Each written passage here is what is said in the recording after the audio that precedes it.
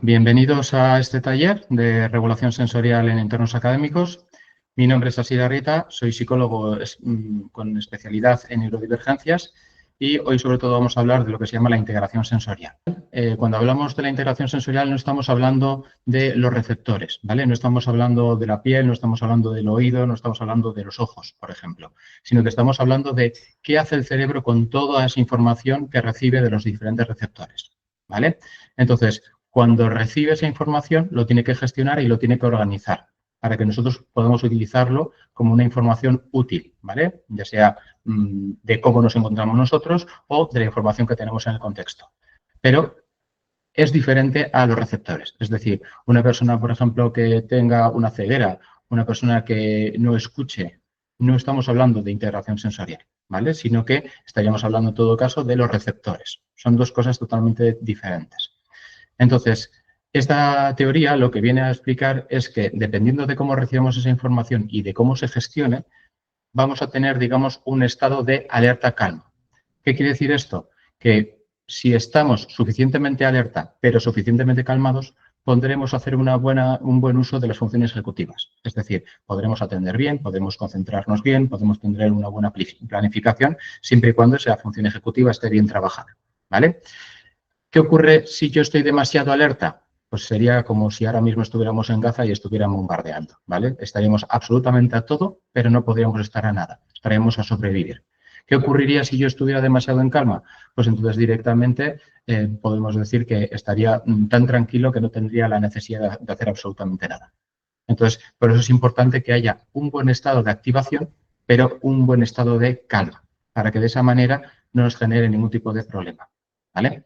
Y luego hablaremos de lo que se llama la modulación y la discriminación. La modulación sería cómo recibimos la información, la discriminación es la interpretación que vamos a hacer de esa información, ¿vale? De eso que hemos recibido. Entonces, tenemos 8 sistemas sensoriales principales, ¿vale? Los 5 que todo el mundo ha conocido y que todo el mundo les han enseñado en el colegio, que es el táctil, el gustativo, el olfativo, el visual y auditivo, pero luego tenemos otras 3, que es el interoceptivo, es decir, si somos capaces de percibir el dolor, dónde está ese dolor, sobre todo a nivel orgánico, más a nivel interior. Si somos capaces de saber si tenemos sed, si tenemos hambre, si tengo frío, si tengo calor, si tengo que ir al baño o no. Luego estaría la parte propioceptiva, que es, digamos, sentir tu cuerpo, ¿vale? Es decir, para que os hagáis a la idea, la parte propioceptiva es ese hormigueo y ese sentir que tenemos después de hacer deporte, ¿vale? Se nos queda como un estilo de hormigueo después de hacer deporte y nos hace sentir mejor el cuerpo. Eso sería la parte propioceptiva, que sería, digamos, más la capa muscular, por decirlo de alguna manera. Y luego tendríamos la parte vestibular, que sería la parte de equilibrio. Es decir, nosotros tenemos un punto de equilibrio, ¿no? Que está, digamos, en la parte de los oídos y entonces, según nos vamos girando y nos vamos moviendo, ese punto de equilibrio va moviendo. Pues digamos que la parte vestibular habla de cómo recibimos esa señal de equilibrio. Cuando hablamos de la modulación, estamos hablando de cómo recibimos esa señal, ¿vale? Los receptores han cogido información, lo han mandado al cerebro y entonces ¿cómo lo recibimos? ¿Con qué intensidad? ¿Con qué duración? ¿Con qué frecuencia? ¿Vale? ¿Y cómo asumimos eso? Lo que hace es pasar por un filtro. Digamos que aquí, si el filtro es con un agujero muy grande, lo que va a entrar va a ser muy fuerte. Y entonces va a generar, digamos, una hipersensibilidad porque va a hacernos daño. ¿Vale? Pero si el filtro, digamos que está como muy cerradito, entonces tendremos una hiposensibilidad. ¿Vale? Es decir, o lo que tenemos que recibir es muy intenso como para poder percibirlo, o si no, es posible que no lo percibamos, ¿vale? Y si no está ni muy grande ni muy pequeño, entonces diríamos que estamos recibiendo lo suficientemente bien para percibirlo y lo suficientemente bien para que luego podamos hacer algo con ello sin que yo tenga que defenderme o tenga que hacer algo para poder recibir bien esa información, ¿vale? Entonces, si esto funciona bien, pasaríamos a la siguiente parte, ¿vale? Esto es lo que os acabo de comentar, ¿vale? La hiperresponsabilidad sería un umbral bajo, es decir, si hay un umbral bajo, entra muy fuerte. Si hay un umbral muy alto, entra poquito, ¿vale? Pero luego iremos haciendo ejemplos para que se pueda entender mejor. Un segundito que voy a aceptar personas que están esperando. Vale, seguimos. Y cuando lo recibimos bien, ¿vale? O tenemos esa información suficientemente bien como para poder utilizarlo, pasamos a poder discriminarlo, ¿vale? ¿Y qué hacemos en esa discriminación? Interpretarlo. Entonces, dependiendo de cómo lo interpretemos, ¿no? Y cómo lo recibamos, podemos hacer algo. Y eso puede provocar una emoción que a su vez da una respuesta, ¿vale?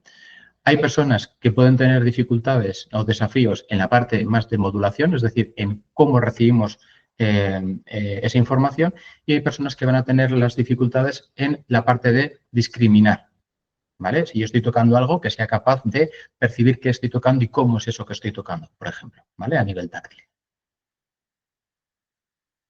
Vamos a poner un par de ejemplos para poder hacernos mejor a la idea.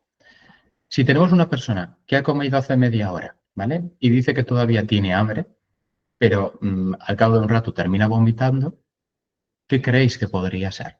¿No? A nivel de modulación y a nivel de discriminación, ¿cómo se encontraría esa persona? ¿No? Voy a ir contestando yo para poder ir haciéndolo un pelín más rápido, ¿vale? En la parte de modulación, esa persona está recibiendo información, pero en este caso no es capaz de discriminar qué está recibiendo, ¿vale? Es muy habitual, por ejemplo, en personas con una hiposensibilidad a nivel interafectiva, ¿vale? Que yo he comido, pero no tengo la sensación de saciedad. O he comido y tengo una sensación en el estómago, pero no soy capaz de discriminar qué es. Incluso hay personas que, por ejemplo, no saben discriminar si lo que tengo en el estómago es dolor de tripas por ansiedad o si tengo hambre. ¿Vale? Seguro que en algún momento alguien habéis conocido en una situación del estilo. Vamos a pasar con otro ejemplo. Es un día de mucho sol, he salido a la calle y he terminado con dolor de cabeza porque se me han olvidado las gafas de sol. Entonces, ahí, en ese caso, lo que estamos diciendo es que a nivel de modulación me está entrando de forma muy potente, tanto que me tengo que defender de él. Entonces, en este caso, la luz de la calle. ¿Qué ocurre ahí? Que yo tengo que luchar contra ese estímulo, entonces estoy intentando invertir mucha energía en la parte de la modulación, por lo tanto no soy capaz de discriminar. Es decir, si tengo demasiada luz, no soy capaz de ver y distinguir qué es lo que tengo delante, ¿vale? Pero ¿qué pasaría, por ejemplo, si tuviera gafas de sol? Pues entonces posiblemente esa información que entra, como digamos hace ya un filtro, permite que se regule la entrada sensorial en la parte de la modulación y por lo tanto que yo pueda discriminar mejor lo que tengo delante. ¿Vale? Esto si lo ponemos en los perfiles, la integración sensorial tiene 4 perfiles básicos, ¿vale?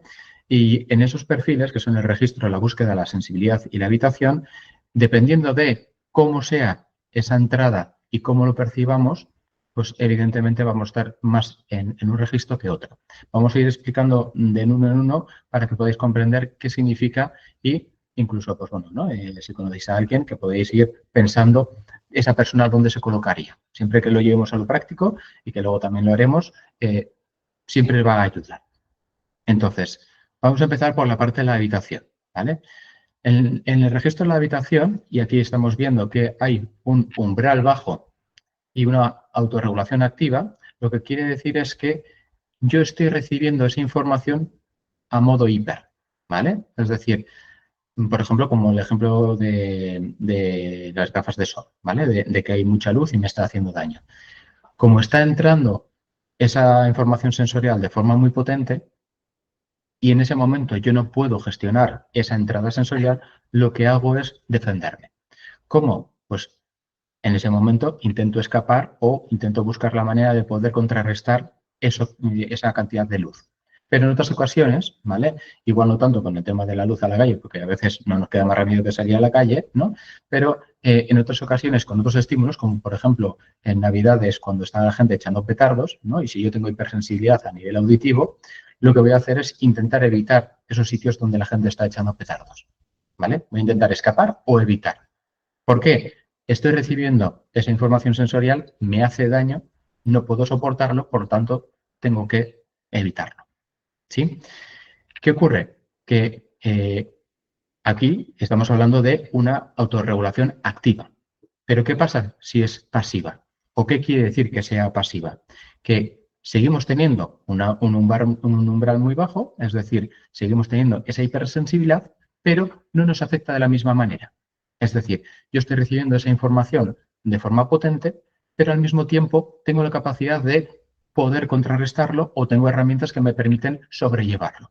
Es decir, sí lo sigo sintiendo fuerte, pero no me genera tanto malestar como para poder o necesitar escapar de esa situación o evitarlo. ¿Vale? De hecho, muchas veces cuando se hace un trabajo a nivel sensorial, se intenta eso, que esa hipersensibilidad pase a algo asumible. De manera que no te cierre puertas, no te quite posibilidades de poder hacer cosas que te gusten, pero que muchas veces ese desafío puede llegar a ser tan alto que no te compensa. ¿Vale? Como por ejemplo, me encanta ir a conciertos, ¿no? Y me encanta la música en directo, pero a veces no puedo ir porque igual los focos, cada vez que me dan en los ojos, me hacen muchísimo daño. Yo hace 2 años, por ejemplo, fui al concierto de uno de los compositores favoritos, Hans Zimmer, y fue un espectáculo muy chulo, pero los focos y el ruido era demasiado potente. Entonces, al final, para poder contrarrestarlo, pude verlo gracias a verlo a través de la pantalla del móvil. ¿Por qué? Porque reducía, digamos, la cantidad de luz y, por lo tanto, no me hacía daño. De hecho, me acuerdo perfectamente que uno de los focos me dio en los ojos y me dolió en la cabeza, como si me hubieran dado un golpe. ¿Vale? Es un ejemplo de cómo una persona puede recibir esa información sensorial. Otras personas no. Otras personas, teniendo hipersensibilidad, están allí y están perfectas. Incluso puede ocurrir que en esa misma situación, ¿vale? Utilizando el mismo ejemplo, que esa persona está en hiperfoco, es decir, está en una hiperatención a disfrutar porque lo está pasando súper bien, pero no se está dando cuenta en ese momento que está teniendo un desgaste a nivel sensorial. Es decir, tiene otro tipo de factores que le están generando cierto malestar, pero no lo está notando. Y por lo tanto, ¿qué puede pasar? Que luego al día siguiente o cuando salga del concierto esté para tumbarse y no moverse. ¿Vale? ¿Por qué? Porque al final una cosa no quita la otra. Es decir, a nivel sensorial tú estás recibiendo una información y tu cuerpo está intentando gestionar esa modulación. ¿Vale? Entonces, como hemos dicho antes, cuanta más energía tengas que invertir ahí, menos vas a poder disfrutar y menos vas a poder utilizar para otras cosas. Si de alguna manera necesitas cierta energía para modularlo, pero al mismo tiempo eso te permite poder disfrutarlo, pues estupendo, ¿vale? Y ahí es donde de alguna manera estaremos hablando de la parte de sensibilidad. ¿Qué ocurre si en vez de tener un umbral bajo tenemos un umbral alto? Es decir, que la capacidad o lo que se percibe de alguna manera pasa por un filtro como muy pequeñito y por lo tanto apenas entra o no entra. ¿Vale? Pues que entonces es como si tuviéramos el cuerpo anestesiado. Vamos a imaginarnos, no sé si todos habéis ido al dentista y os han anestesiado, pero a mí cada vez que me anestesian es que la zona la siento rara y entonces necesito constantemente toquetearla. ¿Por qué? Porque no lo siento como siempre. Entonces necesito de alguna manera con el tocar activar esa zona para sentirme otra vez como antes. Digamos que las personas que están en búsqueda sensorial, lo que ocurre es que sienten esa zona como un poco más dormida, ¿vale? O es como cuando subimos un puerto con un coche o cuando subimos a un avión y se nos entapona el oído, ¿vale? Es como que escuchar ruido te alivia, porque es como que sigues escuchando, pero si no tienes ruido, sientes la presión y te sientes incómodo. Entonces, esas personas que están en búsqueda es porque tienen una hipersensibilidad y están buscando la estimulación para poder regularse, ¿vale? Podríamos ponerlo como, digamos, en un tarro, ¿vale? Si nosotros estamos por la mitad, estamos regulados a nivel sensorial. Si yo estoy por debajo, necesito introducir sensorialmente información para poder subir eso y estar regulado. Pero si estoy hipersensible, digamos que el vaso está casi a tope. Entonces, cualquier cosa que vaya tirando va a hacer que se desborde y que me genere malestar. ¿Vale? No sé si se entiende con este ejemplo. Entonces, en esta búsqueda vamos a ver personas que se mueven mucho, que no aguantan sentados en la silla, que necesitan estar haciendo la croqueta en el sofá mientras ven la tele o que estén haciendo el pino mientras, por ejemplo, leen. ¿vale? O puede ser que estén haciendo ruidos, ¿no? Y que estén constantemente, yo que sé, hay niños pequeños que están haciendo pues, el ruido de la sirena, por ejemplo, ¿no? Mientras juegan, pero lo hacen de forma muy alto. O necesitan pegar golpes y hacer ruidos. O a nivel visual están buscando siempre cosas que tengan muchas luces y que sea muy intenso. O, por ejemplo, hay personas que a nivel gustativo necesitan echarle tabasco o mucho ketchup o incluso mucho vinagre para poder saborearlo y tener, digamos, algo que poder degustar. Entonces, eso sería la parte de búsqueda, ¿vale? Tenemos esa parte como dormida, como anestesiada, entonces tenemos la necesidad de activarlo estimulando sensorialmente. Pero teniendo ese umbral alto, también podemos estar en el de registro. Es decir, tengo esa parte dormida, pero no siento la necesidad de tener que hacer algo.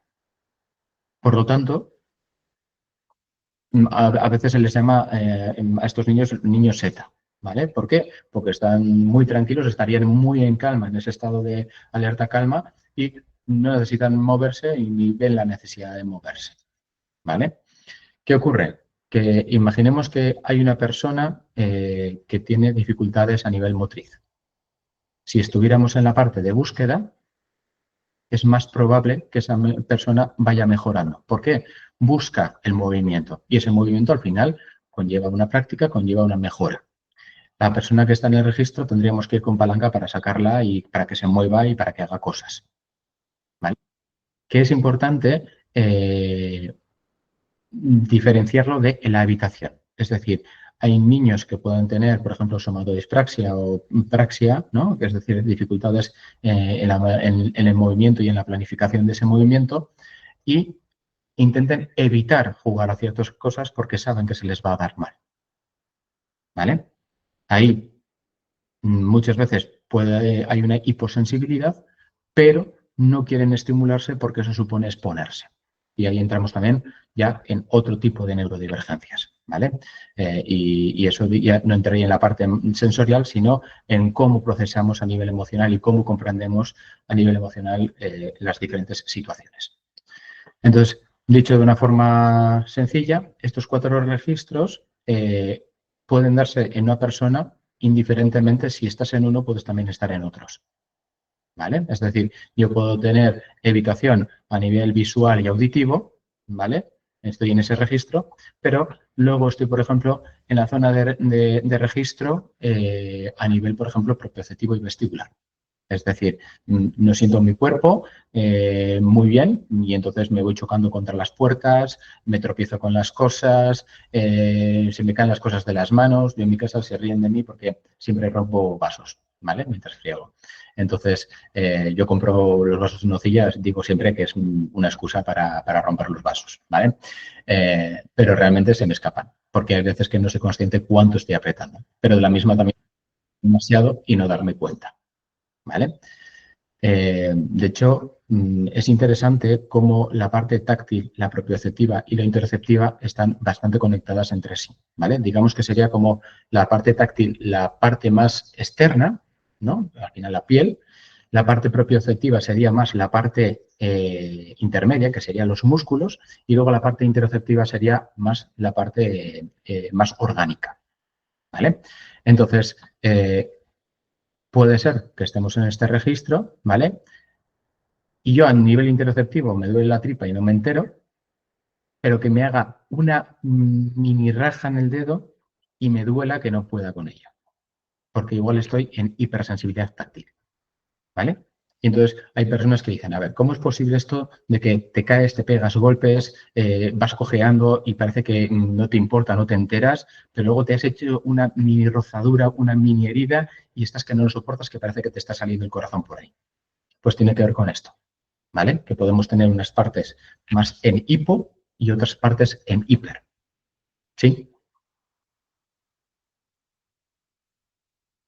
Entonces, ¿qué ocurre cuando este nivel de alerta calma está bien o está mal? Pues cuando está bien, podremos hacer uso, digamos, óptimo de nuestras funciones ejecutivas, ¿vale? Podremos atender, podemos concentrarnos, podemos organizar cosas, tener un buen autocuidado de nosotros mismos. Si no es así, ¿vale? Entonces lo que nos va a llevar es a que vamos a tener las funciones impactadas. Entramos en modo supervivencia puro y duro, ¿vale? Aquí lo que podríamos decir también de otra manera sería, si estamos regulados, ¿vale? La zona parasimpática está activada, ¿vale? El sistema nervioso parasimpático está activado. Pero si estamos desregulados, entonces el sistema nervioso simpático se activa, ¿vale? Generando mucho cortisol. De hecho, cuanto más tiempo pases con esa parte activada, la parte simpática, es más probable que el día de mañana puedas desarrollar algún tipo de enfermedad, ¿vale? Entonces, ¿cómo podemos saber que una persona está desregulada? Porque al final lo que estamos hablando es que vamos a intentar buscar una regulación y un trabajo con esas personas, pero tenemos que saber en qué momento están desreguladas, ¿no? Y qué significa estar desregulado. Entonces, cuando una persona empieza a encontrarse mal, ¿vale? Y podemos desregularnos por diferentes razones, lo que vamos a empezar es a hacer acciones repetitivas, que se llaman los stimmings. ¿Cuáles son? Puedo estar haciéndome caracolillas en el pelo, puedo estar mordiéndome los padrastros, puedo estar constantemente con la pierna moviéndolo sin parar, puedo estar mordiéndome el labio por dentro, puede haber montones, miles de stimmings, ¿vale? ¿Cuál es el problema de los stimmings? Que a veces, digamos, son perjudiciales para la salud. ¿Por qué? Si yo me muerdo las uñas demasiado y me genera heridas, eso no es algo que me pueda ayudar a regularme, porque me está regulando por un lado, me está generando problemas por el otro, ¿vale? Los stimmings tenemos que intentar que sean funcionales. Por lo tanto, podemos utilizar diferentes herramientas o podemos intentar cambiar esos hábitos que vamos generando de forma automática con la intención de regularnos, ¿vale? Yo luego os enseñaré por aquí, pero os voy adelantando, pues bueno, ¿no? Que tengo diferentes cositas, como por ejemplo fidgets, que los fidgets, hablaremos también de ellos, científicamente no está demostrado que tenga una, una evidencia científica, pero pues bueno, es algo que gusta mucho y que parece que es muy aceptado. Entonces, cuando vemos nosotros, vemos a esas personas que están con acciones repetitivas, lo que tenemos que hacer es ver que esa persona está empezando a estar inquieta, independientemente de si es por una cosa o es por otra, ¿vale? Va a ser siempre más fácil ver a la persona que está en ese perfil de búsqueda que comentábamos, porque va a generar una activación mayor y, por lo tanto, a nivel visible va a ser más fácil. Pero habrá otras personas que estén intentando defenderse o encontrándose mal, y ahí a veces los profesores que van desarrollando, digamos, y van aprendiendo cómo son esas personas con procesamiento sensorial divergente, se les ve como una cara desencajada, como una cara más pálida, es como que de repente no están como siempre, ¿vale? Entonces, eso permite que podamos intentar intervenir antes de que sea tarde y antes de que entremos en un colapso sensorial, por ejemplo. Entonces, a ver, un segundito. Escriben por aquí. ¿Pueden convivir una persona, el perfil de buscador y evitador? Sí, pero eso es, digamos, el gran dilema de las familias neurodivergentes. Cuando una persona, por ejemplo, necesita para regularse y tenemos a otra persona que necesita para que necesita total silencio para poder regularse, ¿vale?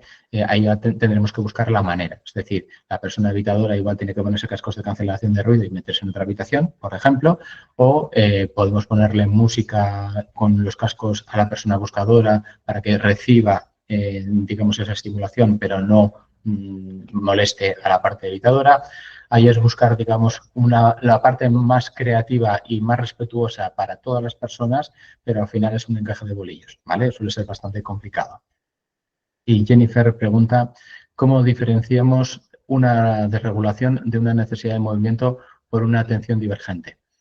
Pues es que a veces es lo mismo. Es decir, en la atención divergente, que ahí la atención divergente se refiere a lo que se llama TDAH, hay dos tipos, bueno, hay tres tipos, ¿vale? La parte inatenta, la parte impulsiva y la mixta, es decir, o la combinada, que es cuando están las dos.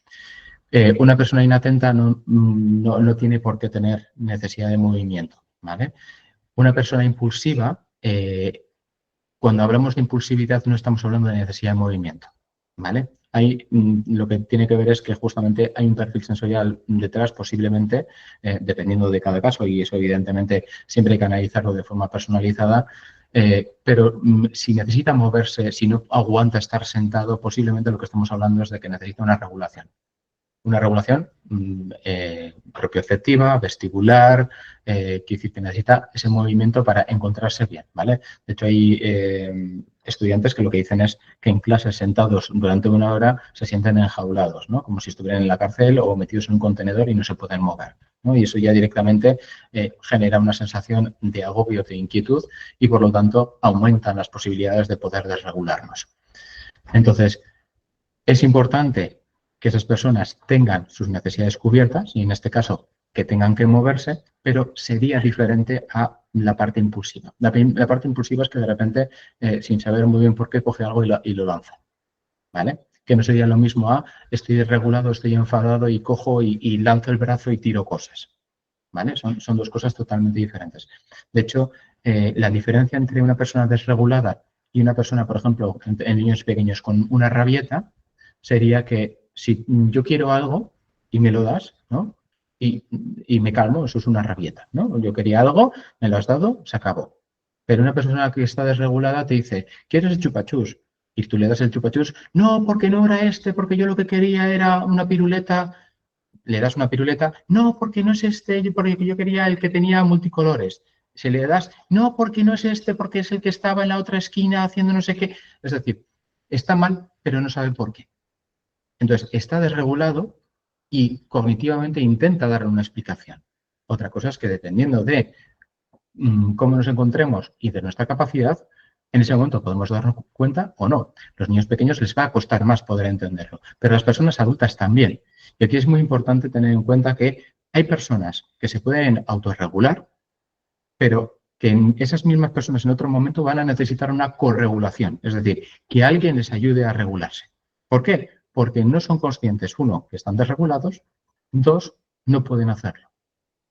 Porque al final estamos hablando muchas veces que esa desregulación nos lleva a un momento de crisis emocional. Y en esa crisis emocional perdemos la capacidad de razonar. Estamos, digamos, somos pura emoción. Entonces, hasta que esa emoción baje y nos podamos calmar lo suficiente, no vamos a poder razonar y no vamos a poder hacer un análisis de cómo nos encontrábamos y qué estaba ocurriendo. ¿Vale? Que luego comentaré, pero la desregulación puede ser por lo sensorial, pero también puede ser por lo emocional y también por un dolor físico. ¿Y por qué separo lo sensorial de un dolor físico? Porque al final un dolor físico también es una información sensorial. Porque una cosa es si tienes una hiper o una hipo, ¿no? Y cómo te afecta eso con un dolor físico que de alguna manera es el origen de que te esté minando y que te esté generando un malestar constante, ¿vale? Yo, por ejemplo, que tengo hernias discales, en el momento que me da, pues evidentemente no estoy bien. Y es mucho más fácil que me pueda desregular. Si estoy muy tranquilo, si de alguna manera tengo un espacio muy respetuoso a nivel sensorial, evidentemente será menos probable que pueda desregularme. Pero digamos que el dolor físico aumenta y te da muchísimas papeletas para poder desregularte. Entonces, aquí es muy importante poder conocer cada persona cómo es. Es muy importante, no porque a una persona le valga, a otra también le va a valer. Hay herramientas, por ejemplo, las pelotas de vibración, que por ejemplo tengo aquí, ¿vale? Luego también os pondré una foto. Con esto se suele hacer masajes por el cuerpo.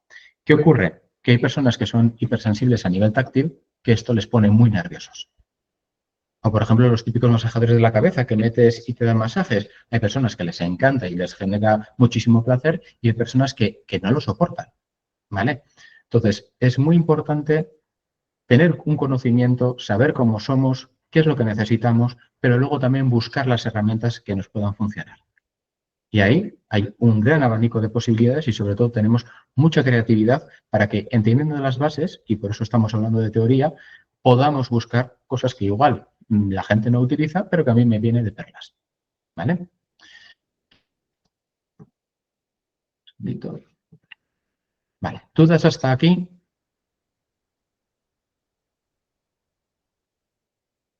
¿Se va entendiendo más o menos? ¿Sí? Perfecto. Bueno, pues entonces vamos avanzando. Es muy importante, no para todo el mundo, pero sí muy recomendable, si tienes sospechas de que tienes un procesamiento sensorial divergente, es decir, que puedes tener hipersensibilidades o hiposensibilidades, ¿vale? O que tu sistema sensorial pueda variar entre ellas. Es decir, hay niños, por ejemplo, que pueden tener una hipersensibilidad auditiva en cierto momento y pasa una moto y se tiene que poner las manos en el oído, pero al de un rato empieza a hacer ruidos, ¿no? Y hay padres que dicen, a ver, ¿me estás tomando el pelo? O sea, ¿esto cómo va? O sea, ¿te molestan los ruidos o no te molestan los ruidos? Pues es que puede pasar de una hipersensibilidad a una hiposensibilidad, ¿vale? De hecho, a mí alguna terapeuta ocupacional me ha dicho que en cuestión de segundos a nivel auditivo podemos pasar de uno a otro, ¿vale? Entonces, hay que buscar en esos 8 sistemas sensoriales cada uno dónde está y cómo le afecta, porque con eso vamos a tener información para luego decidir qué hacemos y cómo nos organizamos. ¿Quién hace esto? Los terapeutas ocupacionales, ¿vale? Hay sitios donde no son especialistas y también te hacen un perfil. A mi juicio desde mi opinión y desde mi experiencia, buscar un terapeuta ocupacional que tenga una formación específica en integración sensorial y que haga un perfil sensorial que realmente sea válido, ¿vale? Y que sea funcional. Que os dé información que realmente os ayuda a entender qué es lo que pasa y qué no es lo que pasa con vosotros, con vuestros hijos, recomendarlo a los alumnos, porque es muy importante tener esta información. Con esto lo que vamos a hacer va a ser una intervención personalizada en cada uno, ¿vale?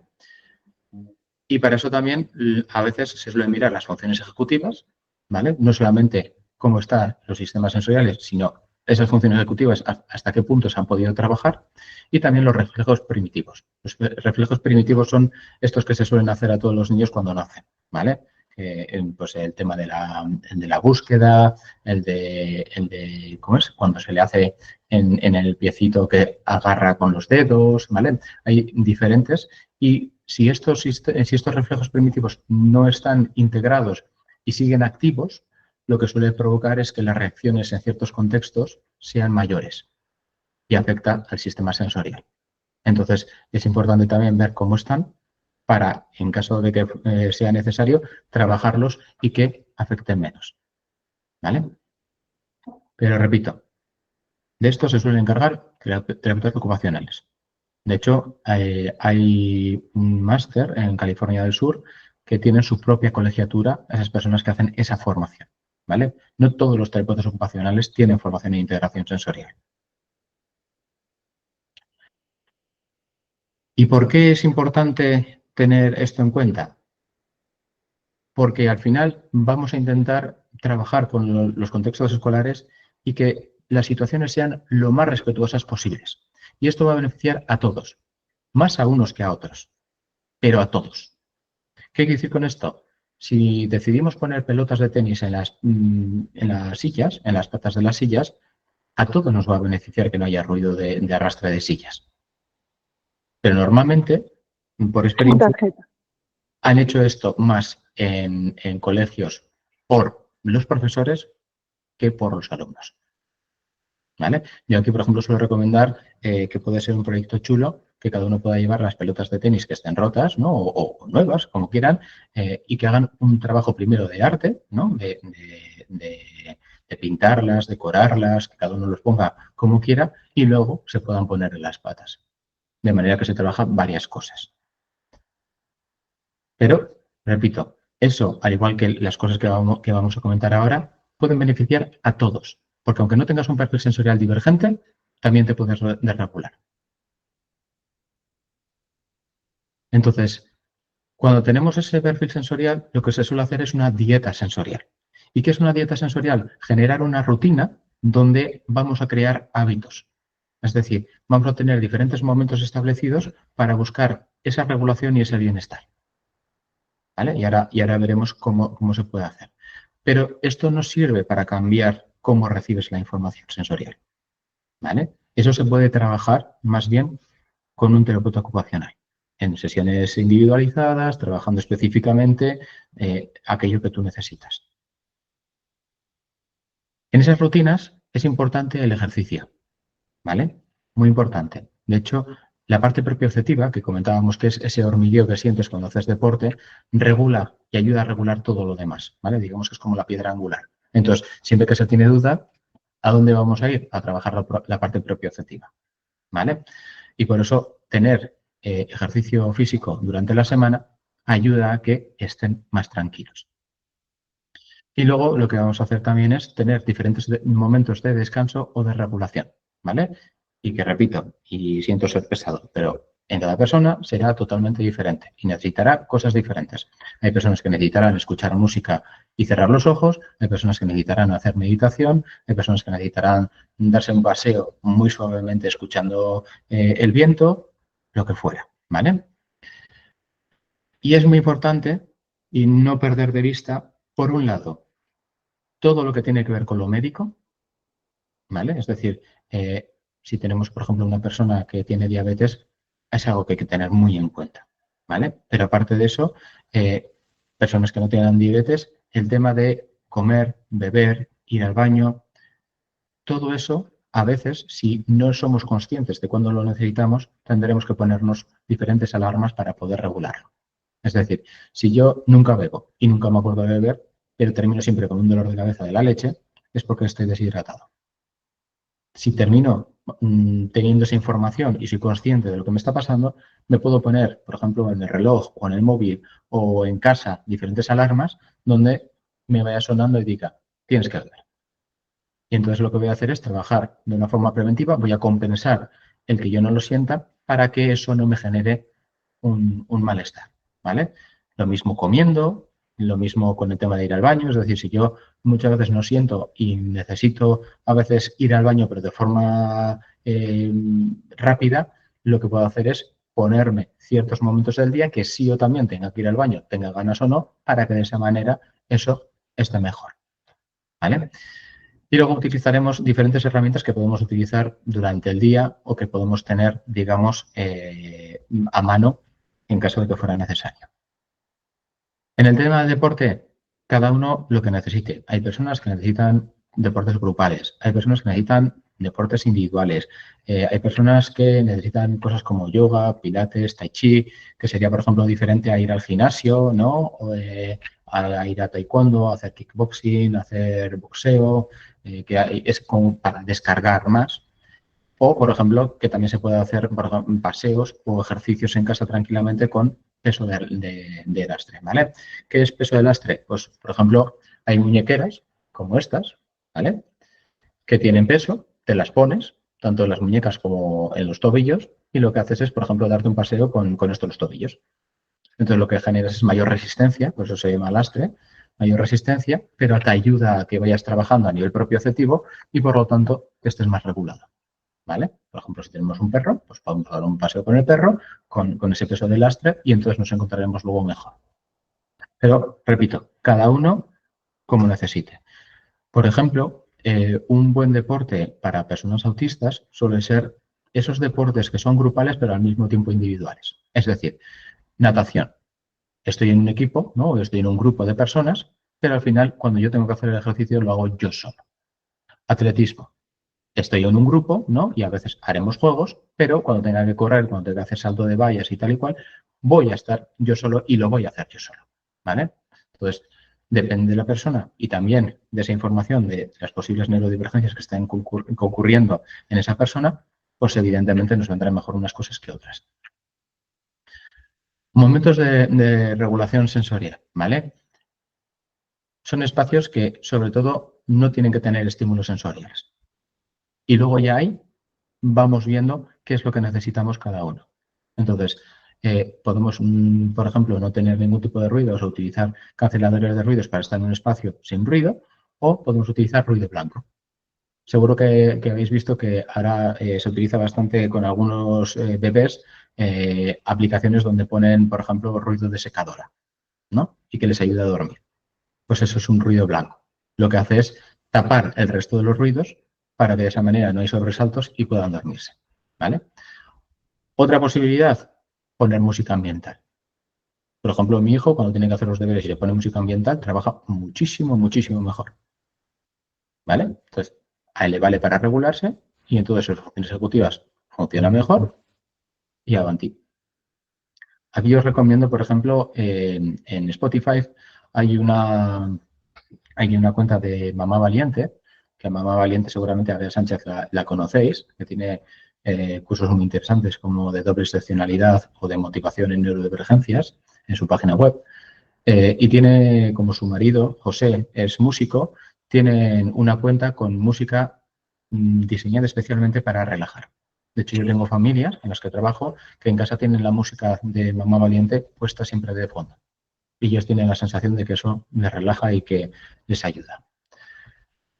Por otro lado, hay personas que necesitan mayor conciencia corporal, ¿vale? Es decir, conectar con uno mismo. Por ejemplo, si estamos hablando de la parte interoceptiva, pues ayuda mucho pues, el mindfulness, la bioenergética, la meditación.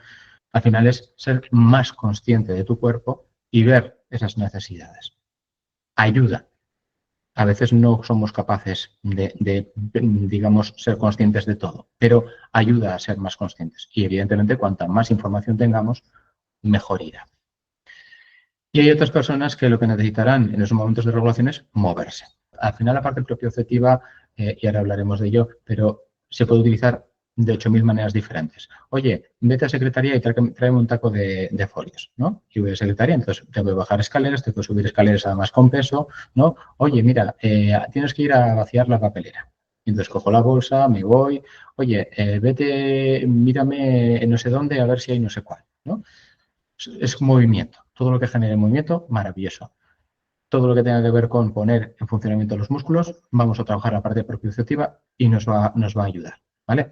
Otra cosa es que tengamos otras herramientas como, por ejemplo, puede ser una cama elástica. Yo en casa tengo una cama elástica de 1 metro de diámetro y en el momento que necesitan mis hijos van, saltan un rato y se marchan. Es importante tener en cuenta que las camas elásticas, por ejemplo, al igual que otras herramientas, hay veces que a partir de cierto punto empiezan a desregularse. Entonces, que salten un rato está bien, pero si vemos que empiezan a excitarse, que empiezan a ponerse más nerviosos, hay que pararles. Porque entonces ya no estamos consiguiendo lo que queremos, sino que se va hacia el otro lado, ¿vale? Entonces, o por ejemplo la pelota de pilates, que yo tengo aquí una en el despacho, el estar botando encima un rato, hacer sentadillas con algo de peso. En casa, por ejemplo, tenemos una pelota de CrossFit, que luego os enseñaré una imagen, que es acolchadito, pero tiene 5 kilos de peso. Entonces, tú puedes coger eso y lanzarte de uno a otro mientras estáis hablando de cómo ha ido el día, por ejemplo, y ayuda a regularse, hacer unas sentadillas con eso, o lanzarlo a algún lado, ¿vale? Y si no, pues bueno, poder subir y bajar escaleras también nos sirve, ¿vale? Incluso los niños que llevan mucho peso en la mochila a veces les ayuda a regularse cuando van para clase. Herramientas de uso diario. Y aquí tenemos infinidad de cosas, ¿vale? Pero las que más se utilizan son los canceladores de ruido. Y los canceladores de ruido podrían ser las que tengo puestas o podría ser algo más chiquitines, ¿vale? No sé si se ve bien. Estos, por ejemplo, que se llaman Loop Airplugs, lo que hacen es simplemente reducir decibelios. Entonces tú puedes tenerlos en clase, estás escuchando al profesorado, pero si hay algún ruido fuerte o si hay alguien que, por ejemplo, está escribiendo con el lápiz y te está desquiciando el ruido que está haciendo cuando la mina se va rompiendo en el papel, pues eso te puede ayudar a escucharlo menos y por lo tanto estar más en calma. Y sobre todo, todas ellas lo que generan es un efecto placebo maravilloso. Mis hijos cuando llevan estos Airloops en Navidades y están echando petardos, sin petardos estarían desquiciándose por el ruido y estarían posiblemente llorando. Con estos van por la calle, van tranquilos y aunque haya petardos, no les afecta. Y se siguen escuchando, pero más bajo y sobre todo ellos saben que tienen una herramienta para poder estar más protegidos. ¿Vale? La manta de peso, que luego también os enseñaré en la imagen, es una manta bastante fea, la verdad. Es gris así a cuadraditos y dentro tienen como bolitas de cristal. Y eso tiene diferentes pesos, ¿vale? Lo que se suele recomendar es que el peso de la manta sea un 10 o 15% del peso de cada persona. Y sobre todo cuando los niños son muy pequeñitos y están en edad de crecimiento, se recomienda poner la manta mientras se están durmiendo. En el momento que se duermen, hay que quitarlo o se le puede hacer un churro para que esté ahí al lado y que sienta que hay algo ahí. ¿Por qué? Porque se habla de posibles malformaciones físicas por el tema del peso.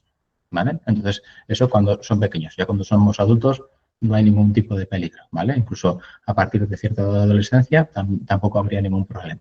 Entonces, te pones la manta y lo que hace esa manta es presionarte. Es como antes aquí en los caseríos que había unas mantas muy gordas con un peso terrible, ¿no? Te lo tirabas encima y dormías de maravilla.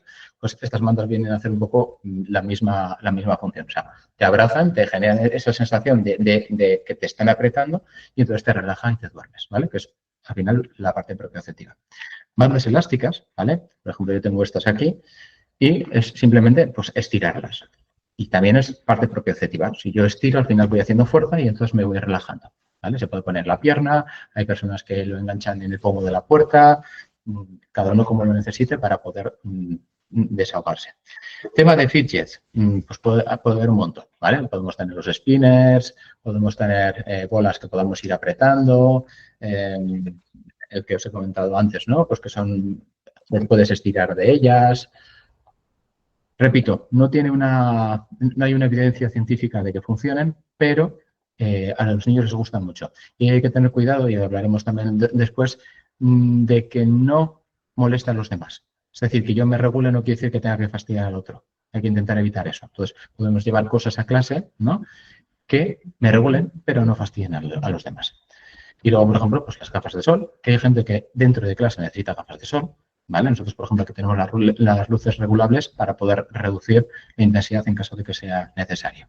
Y luego la pelota de vibración que os he comentado, ¿vale? Que con esto se hace lo que se llama un masaje de tacto profundo. Es decir, se va desde las manos hasta los hombros, por delante y por detrás, y también desde los pies hasta la cadera, masajeando, sobre todo apretando en la zona más muscular para que la vibración entre hacia adentro y te deje ese hormiguero que comentábamos antes de la parte propioceptiva. El espacio físico de regulación en los centros, ¿vale? Pero también que podemos utilizarlos en casa, voy a dedicarlo más a lo que sería la parte de los centros y voy a ir un poquito rápido porque vamos mal de tiempo, pero es lo mismo prácticamente que lo que podemos hacer en casa. Y es muy importante poder separarlo, ¿vale? De alguna manera físicamente. Y ahora os daré un par de ejemplos.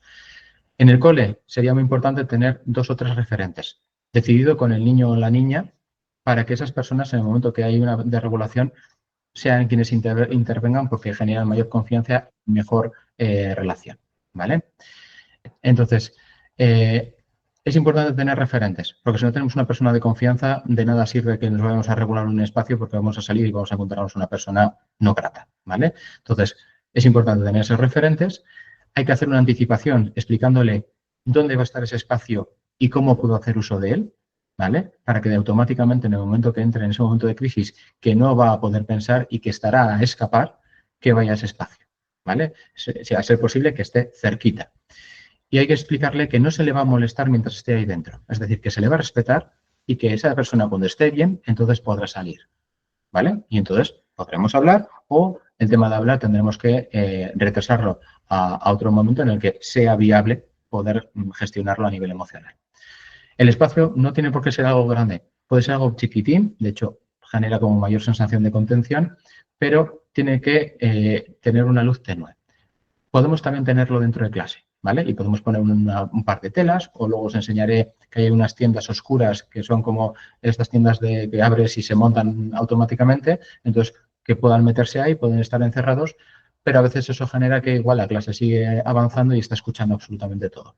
Hay personas a las que no les afecta y otras personas que ese ruido al final no les permite poder regularse del todo. Y tienen que ofrecer sobre todo intimidad y, como digo, a ser posible que no haya estímulos o que haya los menos posibles, ¿vale? Estamos en un colegio, va a haber ruidos, pero pues si podemos dejar unos cascos de cancelación de ruido o lo que fuera para que podamos reducir aún más esa parte, estupendo. ¿Qué material se utiliza en esos espacios? cosas que no vayan a hacerse daño, ¿vale? Cosas que no puedan utilizar para hacer daño, es decir, sobre todo cosas blanditas. Y lo que se suele poner es colchonetas, puffs. Ahora os voy a enseñar una que es como un estilo de embudo donde te puedes meter y te sientes como un poco más encajado. Una pelota de pilates, como hemos dicho antes, para estar saltando. La pelota de CrossFit con peso para poder agarrarlo. El masajeador, que por ejemplo mis hijos lleva cada uno a su clase, ¿vale? Lo lleva siempre en la mochila por si lo necesitan. Mantas elásticas, mantas de peso, fidget. Pueden ser mantas que son de estos que son aterciopelados porque generan mucho gustirrinín, ¿no? El toquetearlo, que también es otra manera de poder regularse. Este es el puff que os comentaba, ¿vale? Que te metes dentro y sientes que estás como más cubierto. De hecho, me ha pasado con algunos niños que cuando se escapaban buscaban zonas, por ejemplo, que se metían entre dos columnas. Porque entraba justo entre dos columnas, entonces la sensación de estar presionado por un lado y por otro generaba esa sensación de contención. Y si no, pues tenemos esta tienda, ¿no? Que es la tienda oscura, que las tenéis también por internet, que son bastante baratitas y que hacen un apaño. Incluso dentro de la habitación puede haber una de estas para que en caso de necesitar, voy ahí, me encierro, tengo ahí metido una colchoneta con los fidget, con la banda elástica, con el vibrador y demás, y puedo ir regulándome a medida de lo que yo necesite. Y aquí tenemos la pelota vibradora, ¿vale? Tenemos la pelota de CrossFit, que está acolchadito, es blandito por fuera. Esto sería la manta de peso, que los hay de diferentes kilos, ¿vale? Yo, por ejemplo, en casa tengo para mi hijo uno de 4 kilos. Las bandas elásticas, que puedan ser estas o puedan ser otras, ¿vale? Al final son las que se utilizan para hacer deporte y hacer ejercicio. Y luego hay un montón de fidget, pero un montón. Yo, por ejemplo, en consulta tengo un montón diferentes y que luego cada uno va cogiendo las que necesite. Importante, personas con atención divergente, es decir, con TDAH.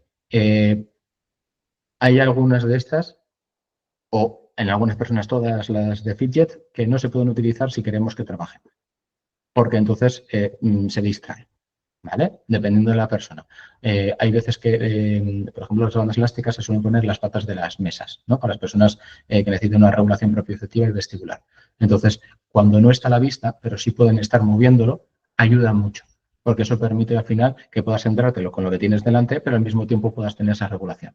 O podemos utilizar otro cojín que se pone debajo del culo, ¿vale? Que ahora os lo enseño, que está a medio inflar y permite de alguna manera estar constantemente jugueteando con el culo y eso también ayuda a regular.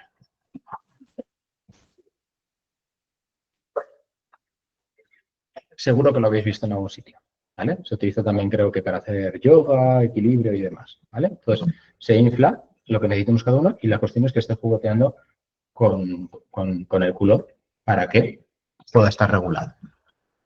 Estos se van poniendo y se van quitando porque hay veces que se hartan, ¿vale? O están ya un poco ya cansados de ello y necesitan parar un rato y estar sin ellos y luego vuelven. Entonces, herramientas que podemos utilizar en clase son un poco las que ya hemos ido comentando, ¿vale? Pero que es importante también a veces utilizarlos dentro de clase, es decir, mientras estamos haciendo cosas. Las bandas elásticas, como decía, en las patas de la silla, los canceladores, en caso de que necesitemos, igual estamos hablando en clase, estamos debatiendo, el ruido no es muy intenso y puedo estar sin canceladores. Tienen que tenerlos a mano para poder utilizarlos en caso de que fuera necesario. Hay veces que igual durante el día no lo utilizan y otras veces que necesitan mucho de ello. Y sobre todo los canceladores se utilizan bastante en los comedores, porque es donde suele hacer mucho eco, mucho bullicio, entonces viene muy bien. Los cojines hinchables, que es lo que os he comentado ahora, ¿vale? Este de aquí. Los fidget, las pelotas en las patas para que no haya ruido. Puede haber un montón, ¿vale? Incluso las gafas de sol. Hay gente que va a clase con gafas de sol. Hay algunas gafas de sol. El otro día en la formación de una psiquiatra tenía gafas de ver, pero estaban teñidas de color amarillo, ¿vale? Porque esa persona lo necesitaba. Pues estupendo. Y hay que tener en cuenta también que los intereses especiales, ¿vale? Esas cosas que gustan mucho, también ayudan a regular, ¿vale? Entonces, por ejemplo, si tenemos personas con alta capacidad y tenemos que hacer un enriquecimiento, pues después de trabajar que puedan tener esos intereses especiales para poder, digamos, enriquecerse y al mismo tiempo regularse, pues sería un 2 en 1, ¿vale? Porque puede ser pintar, estar leyendo un libro, hacer papiroflexia, Hay algunos que pueden coger el ordenador y estar investigando sobre bolsa porque están haciendo enriquecimiento en matemáticas y les interesa mucho cómo son las probabilidades, cómo funciona la bolsa, una cosa y otra. Al final, repito, es ser creativos teniendo en cuenta cuál es la situación y la información que tenemos de esa persona. Pero hay que tener mucho cuidado con el tema del enmascaramiento, sobre todo en chicas, ¿vale? Es abismal la diferencia que hay. Los chicos somos mucho más transparentes, se nos ve muchísimo más. Las personas que tienen un perfil más evitativo en clase intentan también no exponerse y camuflar. Entonces, a veces tendréis la cosa de me vienen unos padres y me dicen que en casa explota, pero yo en clase no veo absolutamente nada, ¿no? Y los padres lo mismo, me dicen que en clase está de maravilla, viene a casa y explota, ¿no? ¿Qué está pasando aquí? Pues posiblemente esa persona se le ha ido tragando y tragando y tragando y tragando, cuando llega a casa tiene que hacer algo con todo eso. Entonces, ¿qué hace? Uf, ¿vale? A ese término, a ese tipo de situación se llama con el término de meltdown, es una explosión, un colapso. Y hay otras personas que les pasa lo contrario, les da un shutdown, es decir, como si te dieran una bajada de azúcar, como una bajada de tensión y te quedas para el arrastre, o sea, no puedes moverte, ¿vale? De hecho, hay niños que llegan de clase, se tumban en el sofá y durante una hora no son personas. Y después de la hora ya pueden empezar a moverse y hacer algo, ¿vale? Eso sería un shutdown. El problema que podemos encontrar aquí, que podemos llegar a un punto de burnout, es decir, el síndrome del quemado. Si se da eso de forma frecuente durante mucho tiempo, al final el desgaste es tal que lo que voy a necesitar es descansar durante muchísimo tiempo. Y muchísimo tiempo, para algunas personas puede ser una semana, para otros puede ser un mes o puede ser que el curso hoy esté por perdido. ¿Vale? Porque en las neurodivergencias algo que hay que tener en cuenta es que la memoria es muy buena y eso va a condicionar mucho, sobre todo con lo malo. Entonces, sí, para estudiar de maravilla, pero para otras cosas, tela. Entonces, estas herramientas, que se me olvidó comentarlo, es importante tener en cuenta que no nos van a servir si esas personas no quieren ser señaladas. ¿Vale? Entonces, habrá que buscar otra manera de poder buscar esa regulación. Y en lo emocional, en personas neurodivergentes es posible que una emoción muy intensa, independientemente de si es buena o es mala, nos pueda desregular, ¿vale? Genera una excitación muy alta y entonces nos va a desregular. Entonces, eso también es importante tenerlo en cuenta y sabiendo cómo es la persona, pues podremos tomar medidas. Y mientras haya un conflicto emocional, podemos tener, digamos, la dificultad de que esa persona podemos regularla, pero va a ser momentáneo. En el momento que pase cualquier otra cosa, otra vez va a saltar y se va a volver a desregular. Entonces, a veces hasta que podamos solucionar lo que esté pasando, ¿no? Por ejemplo, ha tenido un problema con las amistades. Pues hasta que eso no lo podamos resolver, es posible que esté mucho más sensible y tengamos que utilizar, digamos, más de los hábitos de esa dieta sensorial para intentar mantenerlo lo mejor posible. Y aparte de eso, pues bueno, rebajar la intensidad de todo lo demás a ser posible, ¿vale? Pero otras personas también su manera de regular es chocando. Es decir, hay niños que buscan la bronca, porque con la bronca, cuando lloran y se enfadan, al final lo que hacen es ponerse así, ¿no? Y cuando hacen eso, al final lo que están haciendo es trabajar de forma propioceptiva. De hecho, es muy fácil ver eso porque si es por una desregulación, de repente después del conflicto se quedan súper suaves. ¿Vale? Y dices, a ver, o sea, me has montado aquí un pollo de la leche y de repente ahora estás súper relajado. ¿Qué ha pasado aquí? Pues que se ha regulado. ¿Vale? Y ahora se ha quedado a gusto, se ha quedado tranquilo y por eso ya ha desaparecido esa otra parte. Entonces, cuando vemos que esto no es suficiente y hay desafíos importantes, lo recomendable es que se trabaje con un terapeuta ocupacional de forma personalizada, ¿vale? Y que lo que consigamos es que eso que genera mucha aversión o mucho malestar pueda reducirse de manera que pueda ser suficientemente aceptable en ciertas condiciones, ¿vale? O por lo menos que tengas tus estrategias y sepas conocerte mejor para que eso no genere tantos desafíos. Entonces, he puesto un par de prácticas. Vamos a hacer una porque ya vamos más que de sobra con el tiempo. Pensemos que tenemos una persona que tiene hipersensibilidad táctil, auditiva y visual. y tiene hiposensibilidad propioceptivo e interoceptivo, ¿vale? Es decir, todo lo que haya ruidos, todo a nivel visual, lo que sea intenso y el tema táctil, me afectan mucho, pero no siento mucho en mi cuerpo ni mis necesidades, ¿vale? Y además es una persona autista con altas capacidades que se ha ido durante el día cargando sensorialmente y ha terminado desregulándose porque unos compañeros se han reído y él ha creído que se están riendo de él o de ella, ¿vale? Entonces, ¿qué consideráis que necesitamos en este espacio? A ver, con esta persona, ¿qué podríamos hacer de lo que hemos hablado y de lo que hemos comentado hasta ahora? No sé si alguien se atreve, si levanta la mano y participa.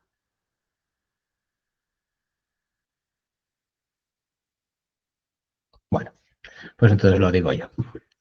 Eh, Al final aquí lo que tendríamos que hacer sería una regulación, pero primero, estando ya desregulado, deberíamos de llevarle un espacio de regulación, es decir, a ese espacio de tranquilidad o ese espacio seguro que comentábamos, para que él pueda regularse, podamos quitar todos los estímulos, sobre todo a nivel táctil, auditivo y visual, allá vamos rebajando la intensidad y luego que él pueda regularse a nivel propioceptivo o si no puede él, que nosotros le ayudemos haciéndole un masaje o lo que fuera.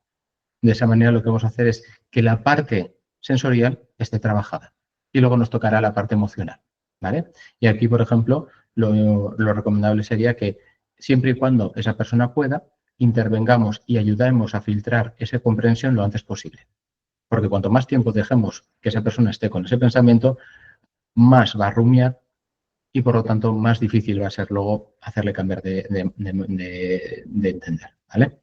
Entonces, deberíamos de tener en cuenta siempre la parte sensorial, pero también la parte emocional, ¿vale? Incluso en esto que comentábamos antes de que puedas tener una rabieta es diferente a una desregulación, una persona con una rabieta puede terminar desregulándose.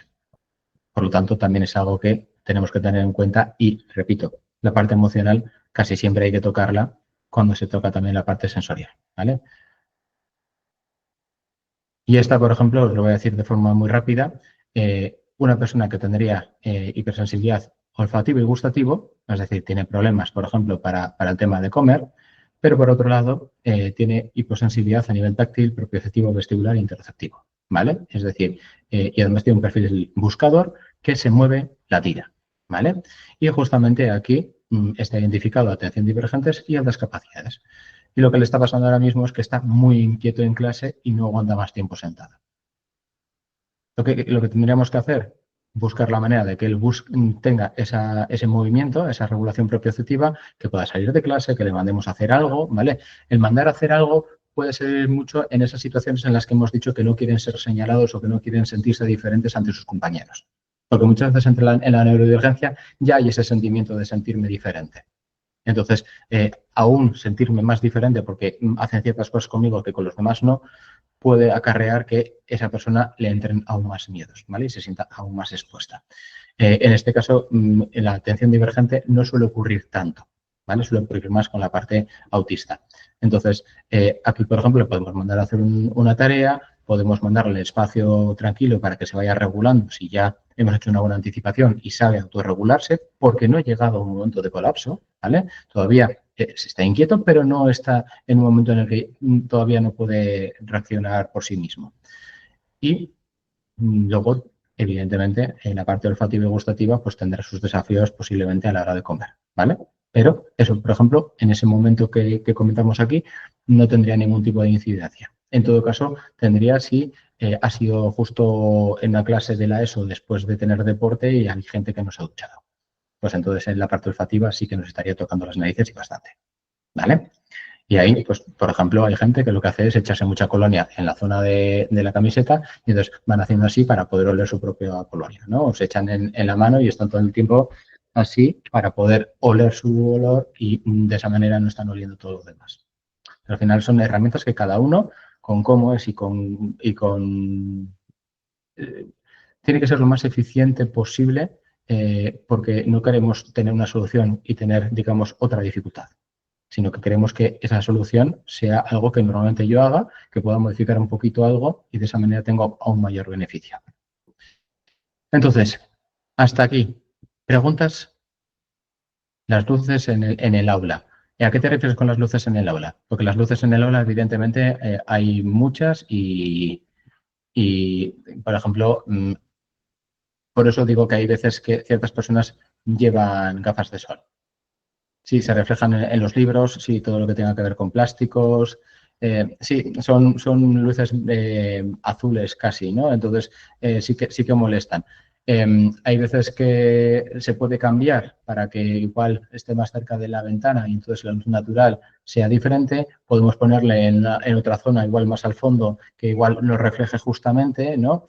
O directamente que se lleven las gafas de sol. Hay gafas de sol que tienen, digamos, un tinte muy pequeño y te permite poder ver y quitar, digamos, esos reflejos, que es lo que te puede molestar sobre todo. No sé si con esto te contesto. A ver, aquí Ana también nos escribe una duda. No sé si quieres abrir el micrófono, Ana. Si tenemos que usar muy a menudo estos dispositivos, dependiendo de las personas. Quiero decir, a veces lo que ocurre con sobre todo con ciertos adolescentes, es que te dicen, a ver, pero ¿para qué yo voy a hacer esta dieta sensorial? ¿Para qué voy a hacer este tipo de cosas si no me mejora? Si yo en ese momento estoy tranquila, ¿de qué no tiene sentido que lo utilice? Porque no mejora mi situación. A veces sí y no lo estamos percibiendo. Y otras veces es, digamos, buscar la manera en la que eso sea más eficiente. Y entonces llevamos ciertos features, llevamos ciertos reguladores encima y en el momento que vea que me empiezo a desregular, los voy utilizando. Pero depende mucho de cada caso, ¿vale? Entonces, hay que utilizar mucho. Depende de cada caso, de las necesidades. Hay niños que necesitan moverse mucho y regularse mucho moviéndose y están cada 10-15 minutos levantándose del aula y teniendo que salir un rato. Otras personas que durante 2 horas te aguantan, pero luego necesitan 10 minutillos de poder estar a otra cosa. Depende de cada persona, ¿vale? Por eso es muy importante tener un perfil sensorial que ayude a comprender bien lo que está pasando en cada uno. Que he perdido el hilo aquí. Emma. Aparte de todas esas maravillosas herramientas, en nuestra casa con mi hijo funciona muy bien la aromaterapia. Sí, ahí, por ejemplo, depende del perfil sensorial. Quiero decir, por ejemplo, si en mi casa pones lavanda, pues mi mujer se va a quejar seguro, porque no le gusta, ¿vale? Igual con otro olor, sí, pero hay otras personas que igual directamente en los olores no le gustan. En general no le gusta ninguno. Y su forma de regularse es más bien pudiendo leer en una esquina y haciendo, digamos, hiperfoco en eso que le interesa. Entonces, eh, está muy bien tener esa parte de aromaterapia porque a algunas personas se va muy bien, a otras igual no irá tan bien. Aquí pregunta Ichiar, si el niño no quiere sentirse diferente, ¿cómo hacer la regulación? Pues es buscar a veces la regulación y el movimiento propioceptivo, por ejemplo, funciona para absolutamente todas las personas. Es decir, no es algo que vaya a venir mal para nadie, a menos que tengamos un problema físico que el movimiento nos genere ese dolor o ese problema. El tema de las necesidades sensoriales, normalmente los colegios no lo comprenden muy bien, ¿vale? De hecho, me ha pasado en ciertos coles que se ha hecho un perfil sensorial, la terapeuta ocupacional les ha mandado el informe al cole y hasta que yo he llegado y como psicólogo he validado eso, no les han hecho caso. Entonces, eso ya depende también del colegio y de la persona que nos encontremos delante, porque también a veces me pasa con mis propios informes. Entonces, cada vez se va conociendo más y cada vez tiene más eco. Esperemos que con pequeñas formaciones como esta, cada vez más personas tengan conocimiento de ello y, por lo tanto, se puedan tomar las medidas necesarias, porque, repito, es que es la base. Sin esto, da igual que tengas una capacidad terrible de razonar, que lo que vas a estar es a sobrevivir. Por lo tanto, no vas a poder utilizarlo para algo académico.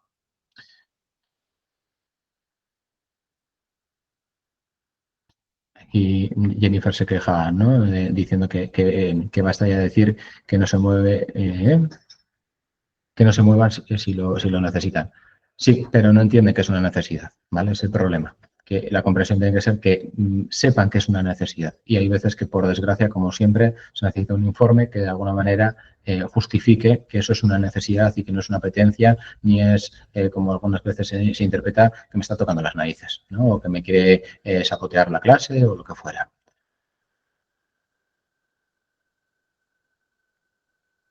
A nivel gustativo, en los coles sí sería importante un informe y decir con qué cosas no puede.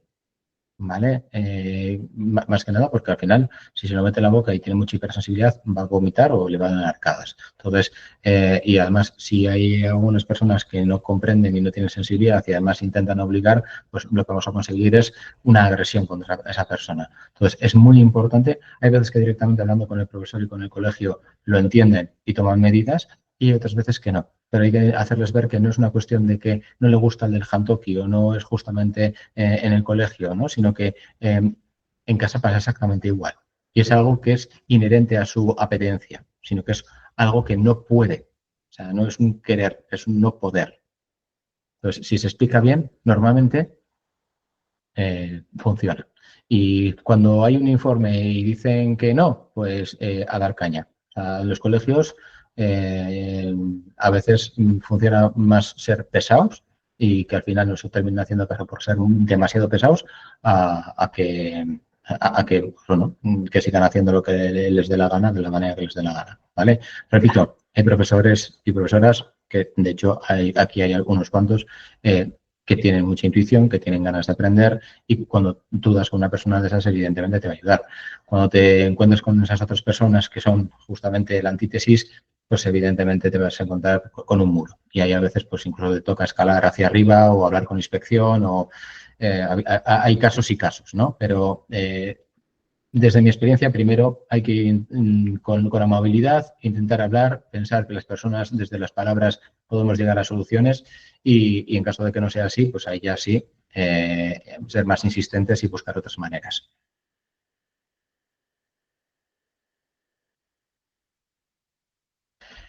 Pregunta la Ruta Morada. ¿Hay algún organismo público que podamos acudir para quejarnos si el colegio no realiza las adaptaciones?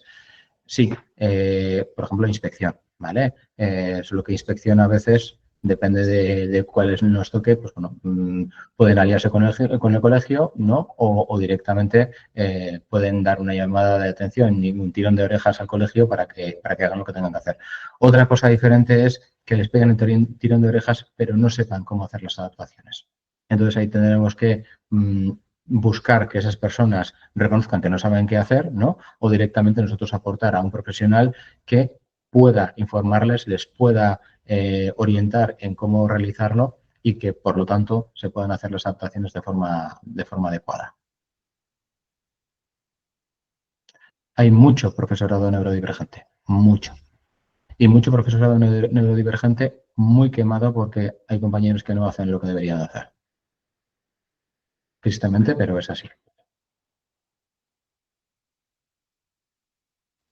No conozco la oficina de la no discriminación. No conozco en Barcelona cómo funciona esa oficina. Ya lo siento, no puedo ayudarte con eso.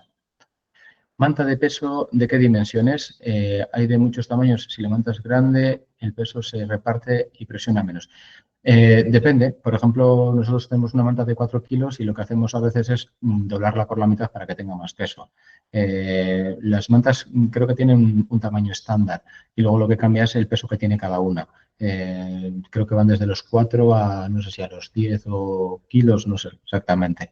Entonces, por ejemplo, yo que peso 80 kilos aproximadamente, pues necesitaría una, por ejemplo, de 8 kilos. Una de 8 kilos estaría bien para mí. Pero ahí sería buscar. Y hay personas que igual quieren más peso, ¿no? Pues ahí no sé hasta qué punto puede haber ciertos problemas por el tema de que haya demasiado peso, pero hay gente que necesita mucha parte propioceptiva, mucha presión para poder regularse. El tamaño al final, más que el tamaño, es el peso. Y es eso, entre el 10 y el 15% del peso de la persona. Sí, hay peluches de peso. De hecho, en la página de Disney, lo sé porque hubo dos personas que vinieron aquí a consulta que vinieron con Stitch, pero tenían peso. Y sí que están saliendo en diferentes sitios, no los tengo ubicados, pero sé que están saliendo peluches con peso. Es como si tuvieran una bolsa de peso dentro y entonces ayuda, tú puedes achucharlo, pero al mismo tiempo tiene peso y te va ayudando a regularte. Y aquí Jennifer dice que en Amazon hay varios. Y si en Amazon también tenéis mantas de peso. Repito, no son muy bonitos, pero son funcionales. ¿Hay alguien que quiera comentar algo más, hacer alguna pregunta? Y punto K. Comenta, mi hija llora en todas las ocasiones cuando algo no le gusta en el colegio. Se frustra de entrada. Eso posiblemente es porque ya tiene una experiencia previa negativa. Y entonces ahí lo que también genera esa parte de hiper, ¿cómo es? Hiperatención, o perdón, hiperatención no, hiperalerta, es que te pongas muy a la defensiva con todo. Entonces, de entrada, cuando estás desregulado, todo lo vas a intentar tomar como si fuera algo de lo que tienes que defenderte, porque estás a sobrevivir. Entonces, en ese momento no estás para ver si puede ser algo agradable o no, y entonces te defiendes. A veces ocurre que parece que están con vosotros, pueden echarse a llorar y demás, y de repente pegan un cambio brusco y están como que no pasa nada. Ahí es cuando se ve claramente que esa persona está enmascarando y por lo tanto hay que, hay que indagar más, ver cómo está en clase y tomar medidas en caso de que sea necesario, sobre todo para evitar los meltdowns y los shutdowns que hemos comentado después en clase. Y también lo que tendríamos que hacer sería poder ayudarle a interpretar ese tipo de situaciones de manera que vamos reduciendo carga emocional negativa sobre ese contexto. Si hay, evidentemente viendo si es una parte más emocional o una parte más sensorial y algo que no puede asumir por la hipersensibilidad que tiene o lo que fuera. Margarita dice, en las aulas de infantil hay peques neurodivergentes sin diagnosticar. ¿Qué recomendarías tener en el aula para ayudarles? Pues es una pregunta potente, es un buen melón. Porque sí, hay un montón en la aula de infantil, en primaria, en la ESO, en la universidad, entre adultos, entre padres, hay un montón de personas neurodivergentes sin diagnosticar. Lo que yo recomendaría sobre todo sería, uno, formación y formación, o sea, que en los colegios los profesores puedan estar formados, cuanto más pequeñitos mejor, porque evidentemente podríamos identificar a esas personas antes y por lo tanto podríamos tomar adaptaciones y evitar sufrimiento antes a esas personas. Pero, a ver, si no tenemos esa información, por mucho que les dotemos de herramientas, a veces no sirve. ¿Por qué? Está el caso de las altas capacidades, ¿no? Tienen screenings, pero es un coladero. O sea, no se detecta en todos los casos ni por asomo. Entonces, si no tenemos esa parte de formación y de educación para el profesorado bien establecido, todo lo demás que podamos plantearnos posiblemente no vaya a funcionar muy bien.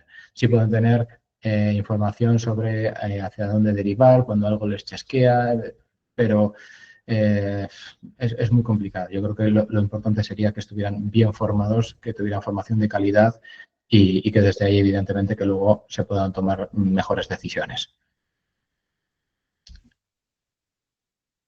Eh, ¿Cómo cambiar la forma de regulación cuando pueden hacerse daño? Tengo un alumno que se enrosca y se tira del pelo continuamente. Ahí lo que ocurre es que cuando una persona se desregula de forma, ya se ha desregulado en diferentes momentos, ellos a nivel racional saben perfectamente que eso no es algo que tienen que hacer, ¿no? Y de hecho hay veces que hablan de es que mi cuerpo me obliga a, porque ellos no quieren hacerlo, pero la emoción les arrastra. Entonces, ahí es muy importante trabajar la culpa. Trabajar la culpa porque se están haciendo daño, pues se están castigando, porque están haciendo cosas que no deberían. Entonces, si trabajamos los sucesos anteriores para que esa persona pueda entender lo que está pasando y reducir la culpa, haciéndole ver que hay ciertas situaciones en las que él no puede decidir qué hacer y no hacer, no es darle carta blanca, evidentemente, y eso es importante que quede bien claro. Pero sí es importante comprender que tenga una buena comprensión, que no se culpabilice por ello y que podamos derivarlo más bien a buscar una solución. Y si ve que hay una comprensión por parte de la otra persona, que no hay un reproche por parte de la otra persona, ¿no? Posiblemente podamos conseguir que eso poco a poco, y dependiendo de cuánto tiempo lleve haciéndolo, más costará cambiarlo, pero se puede ir se puede ir cambiando para que no se agreda a sí mismo. Y otro compañero, si empieza a gritar, no le he hecho nada, se hunde. La tutora, en lugar de ayudar, dijo, me voy, arreglar vosotros las cosas. Aquí, por ejemplo, posiblemente estemos hablando de lo que se llama la teoría de la mente, es decir, las diferentes maneras de entender una misma situación, ¿vale? Y ahí, justamente, una persona adulta, teniendo más conocimiento y experiencia, debería de ayudar a poder comprender ambas partes. Es decir, esto es, por ejemplo, lo que se explica desde el paradigma de la doble empatía, ¿no? Que se dice que el no autista no entiende al autista, pero el autista tampoco no entiende al no autista.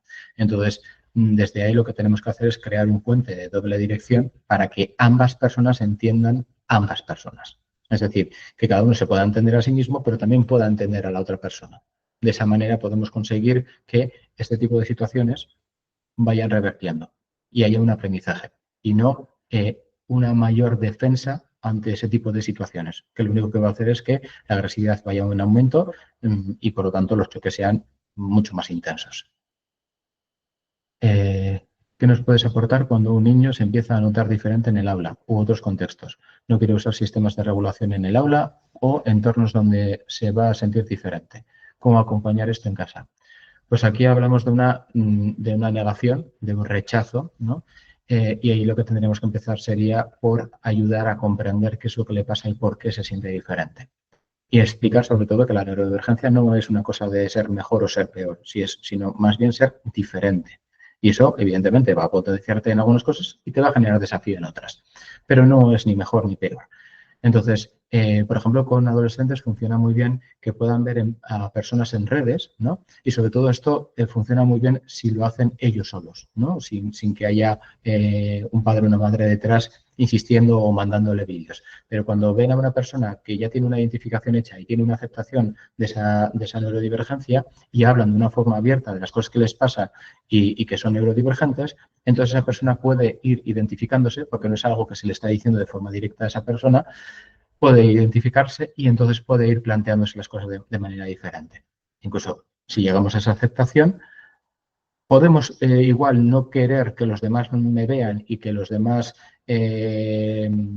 tenga esa información de que necesito la regulación y demás, pero desde la aceptación sí voy a poder buscar otras alternativas con el profesorado para poder tener esa regulación que necesito, que igual no es explícito, pero sí, pues como hemos dicho antes, ¿no? Oye, por favor, vete a hacerme un favor y haz no sé qué. Oye, tráeme el cargador que me lo he dejado en la sala de profesores, ¿no? Y que el profesor lo haya dejado a propósito para que esa persona pueda salir y pueda tener un momento de regulación. Es buscar, y repito, es ser creativos, pero la primera parte sería que esa persona acepte, que entienda, ¿vale? De una forma respetuosa consigo misma para que luego todo lo demás pueda funcionar lo mejor posible y que esa persona pueda hacer uso de esas herramientas. Si no, si lo rechaza, no hay nada que hacer y ahí es muy complicado y peligroso porque a veces entra en una espiral, en un círculo vicioso que cada vez va peor. Y Margarita dice, ni altas capacidades, ni autismo, ni atención divergente, ni nada. Sí, es cierto, ¿vale? Incluso las cosas que puedan tener más machacadas, como puede ser la dislexia, también es complicado que puedan identificarlas, pero repito, porque es que no hay información. Y aquí Nuria manda un vídeo de formación en Galicia. Y Chiar pregunta, explicar en clase a los compañeros que un niño es neurodivergente para que no se metan con él, ¿se recomienda o no? Se recomienda hacer una sensibilización si se ve que es necesario, pero se recomienda que lo haga una persona que realmente tenga un conocimiento bueno y que tenga la capacidad y una dotación oral como para que pueda llegar a los niños y pueda hacerles entender. Porque muchas veces lo que se suele conseguir es casi que se trate a esa persona con condescendencia. No con respeto y con igualdad o con una comprensión sobre esa persona, sino, ay, pobrecito. Y entonces ahí ya no tenemos, no tenemos lo que queremos, ¿vale? Porque al final que alguien me trate de forma condescendiente me está tratando como si fuera menos o como si tuviera problemas, ¿no? Como si todas las personas no tuviéramos ya de por sí problemas, ¿vale? Entonces, a mí me parece que cuando llegamos a esos puntos, la inclusión no es real. Y ahí lo interesante sería que haya una comprensión, incluso a veces las charlas de concienciación se dan de una forma genérica, sin hablar específicamente de nadie, para que de esa manera incluso otros niños, ¿no?, puedan decir, ostras, pues a mí esto también me pasa y a mí esto otro también, ¿no? Yo a veces, por ejemplo, alguna vez que he hecho alguna charla de esas, les hago lo típico de poneros en esta esquina todos aquellos que os ha pasado tal, tal, tal, tal, tal, ¿no? Y voy buscando que al principio sean cosas que casi todos hayan hecho y luego voy dividiendo, ¿no? Y vamos debatiendo cuando hay pocos en un lado y muchos en otro, oye, ¿y esto qué significa? ¿No? Pero rompiendo un poquito ese hielo y esos prejuicios que pueda haber para que la comprensión sea lo más cercana y lo más funcional posible para que luego realmente, si yo comprendo que esa persona puede entender las situaciones de otra manera, igual no me meto con él porque justamente sé que no lo hace con mala intención. Pero repito, luego también depende del grupo. Hay grupos con los que se puede trabajar mejor, grupos con los que puede trabajar peor, hay padres y profesorado con los que se puede trabajar mejor y con los que apenas se puede trabajar, ¿vale? Entonces, repito, luego hay que bajar todo eso que estamos comentando de una forma teórica y general a la práctica y la realidad de cada situación. Y comentando lo que ha dicho Margarita de ni altas capacidades, ni autistas, ni atención divergente, y ya cuando se trata de dobles excepcionalidades o excepcionalidades múltiples, ya pues, apaga y vámonos. Porque de hecho hay profesionales que consideran que si tienes altas capacidades no puedes ser autista, por ejemplo. Y eso no es así. Bueno, entonces vamos a ir cerrando. La intención es que más adelante pueda ir sacando más vídeos e incluso haciendo otro tipo de talleres. No sé cuándo ni cómo porque estoy hasta arriba. De hecho, os quería comentar que si alguien decide escribirme por email, tengo un montón de emails pendientes por contestar. Voy contestando en orden de llegada, pero por favor pido mucha paciencia, ¿vale? De hecho, si alguien me ha mandado email, sabrá que tardo en contestar o igual a esa persona todavía no le he contestado. Entonces, por favor, mucha paciencia. Si es algo rápido, podéis utilizar el WhatsApp, ¿vale? De ahí os dejo mi número de trabajo y me podéis escribir por WhatsApp o me podéis mandar un audio si queréis. Y en el momento que me sea posible, voy poco a poco al ritmo que el trabajo me permite, contestando a todas las personas y tomándome también mi tiempo para poder contestar un poco a cada persona. Muchas gracias de nuevo por estar ahí. Gracias por participar en este taller, por escucharme y tenerme en consideración. Repito, espero que esta charla haya sido didáctica, que haya sido sobre todo práctica, que os haya ayudado a comprender ciertas cositas. Y repito, esto es, digamos, la punta de iceberg y luego, evidentemente, hay que profundizar y hay que aprender mucho de cada persona, ¿vale? Porque cada persona es un mundo totalmente diferente independientemente de las neurodivergencias que tenga. Y si no es neurodivergente, exactamente igual, ¿vale? En toda la neurodiversidad hay mucho que aprender y mucho que indagar y todas las personas tenemos mucho que aportar. Muchísimas gracias y estamos en contacto para lo que necesitéis. Hasta luego.